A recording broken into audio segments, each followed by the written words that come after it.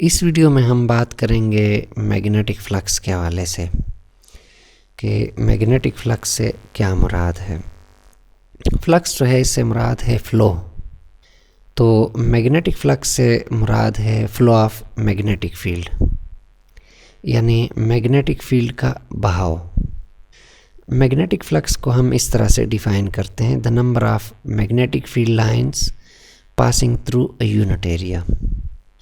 Electric field वाले topic में हमने बात की थी कि electric field, gravitational field, heat और मैग्नेटिक फील्ड है, इनको फ्लूइड माना जाता था और इनके लिए जितने भी लॉज, फार्मूलाज हैं, वो सब हम फ्लूइड के इस्तेमाल करते हैं। तो मैग्नेटिक फील्ड जो है इसको भी हम फॉर द टाइम बीइंग एक फ्लूइड कंसिडर करेंगे, यानी मैग्नेटिक फील्ड है ये एक बहने वाला मादा है, एक ऐसी चीज़ है जो कि एक जगह से दूसरी जगह बह सकती है, फ़्लो कर सकती है। तो सबसे पहले हम देखते हैं कि मैग्नेटिक फ्लक्स जो है यानी फ़्लो ऑफ मैग्नेटिक फील्ड, इसके लिए फार्मूला क्या है। मैग्नेटिक फ्लक्स के लिए जो रिलेशन है वो है phi is equal to B dot ए।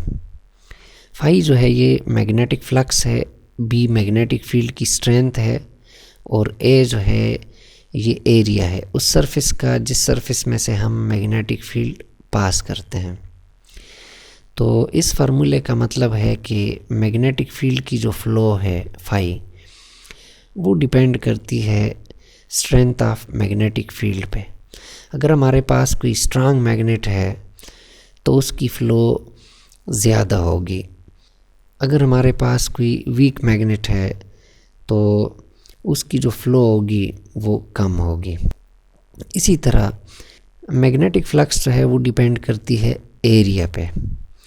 अगर हमारे पास एक सरफेस है और उसका एरिया कम है तो उसमें से कम फ़्लो होगी, और अगर हमारे पास कोई सरफेस है और उसका एरिया ज़्यादा है तो फिर उसमें से ज़्यादा फ़्लो होगी।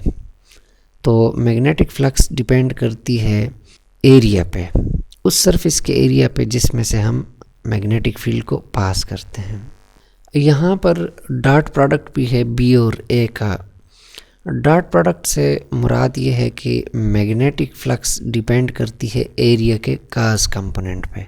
अगर हम इस सरफेस को यहाँ पर लिटा दें तो फिर इसमें से कोई फ़्लो नहीं होगी। अगर हम इसको सीधा सीधा रखें जिस तरह की ये नज़र आ रहा है हमें, तो फिर इसमें से ज़्यादा फ़्लो होगी।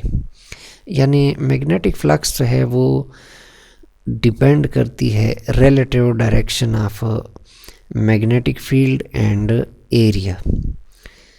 अब हम ये देखते हैं कि मैग्नेटिक फील्ड का जो बहाव है यानी फ्लक्स, वो किस सूरत में मैक्सिमम होगा, किस सूरत में मिनिमम होगा और किस सूरत में इन बिटवीन रहेगा। ये एक सरफेस है और इस सरफेस का जो प्लेन है वो हमें नज़र आ रहा है कि मैग्नेटिक फील्ड के 90 डिग्री पे है। इस सरफेस का जो एरिया है वो एक वेक्टर क्वांटिटी है और वो एरिया इस सरफेस के प्लेन के 90 डिग्री पे है, यानी मैग्नेटिक फील्ड की सिमत में है। या हम कह सकते हैं कि इस प्लेन का जो एरिया है वो मैग्नेटिक फील्ड के साथ 0 डिग्री एंगल पे है। तो जब एरिया 0 डिग्री के एंगल पे होता है मैग्नेटिक फील्ड के साथ, तो उस सरफेस में से मैक्सिमम फ़्लो होती है। अगर हम इस एरिया को लिटा दें तो एरिया जो है वो फिर ऊपर की तरफ आएगा, यानी मैग्नेटिक फील्ड के साथ 90 डिग्री के एंगल पे आ जाएगा और इस सरफेस में से कोई फ़्लो नहीं होगी। तो मैक्सिमम फ्लक्स हमें तब हासिल होती है जब एरिया वेक्टर मैग्नेटिक फील्ड के साथ 0 एंगल पे होता है।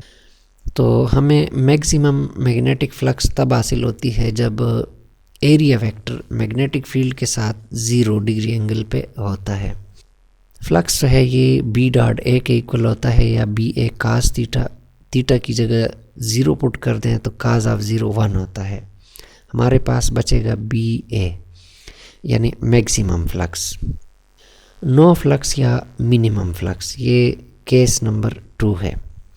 जब हम किसी सरफेस को मैग्नेटिक फील्ड में इस तरह रखें कि उस सरफेस का प्लेन जो है वो मैग्नेटिक फील्ड के साथ 0 डिग्री एंगल पे रहे, या इस सरफेस का जो एरिया वेक्टर है वो मैग्नेटिक फील्ड के साथ 90 डिग्री एंगल बनाए, तो इस सूरत में कोई फ्लक्स इस सरफेस में से नहीं पास होती।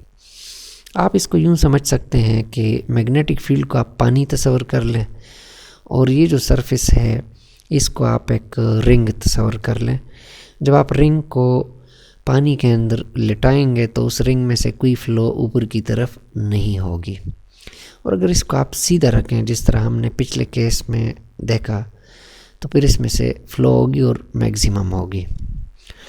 इस केस में एरिया वेक्टर जो है वो मैग्नेटिक फील्ड के साथ 90 डिग्री एंगल पे है, तो फ्लक्स जो है इस केस में बी डॉट ए या बी ए कास थीटा की जगह हम 90 पुट कर दें तो काज ऑफ 90 ज़ीरो होता है, तो ये पूरी प्रोडक्ट ज़ीरो हो जाएगी और फ्लक्स जो है वो ज़ीरो के इक्वल आएगी। तो जब एरिया वेक्टर मैग्नेटिक फील्ड के साथ 90 डिग्री के एंगल पे होता है तो कोई फ़्लो सरफेस में से नहीं होती। फ्लक्स एट एनी एंगल, हमारे पास एक सरफेस है, उसको हम मैग्नेटिक फील्ड में इस तरह रखते हैं कि वो 90 और 270 डिग्री के अलावा किसी और एंगल पे होता है, तो उसमें से जो फ़्लो होगी वो ना बहुत ज़्यादा होगी ना बहुत कम होगी, यानी वो जो फ़्लो होगी वो बी डॉट ए या बी ए कास थीटा के बराबर आएगी। Thanks for watching.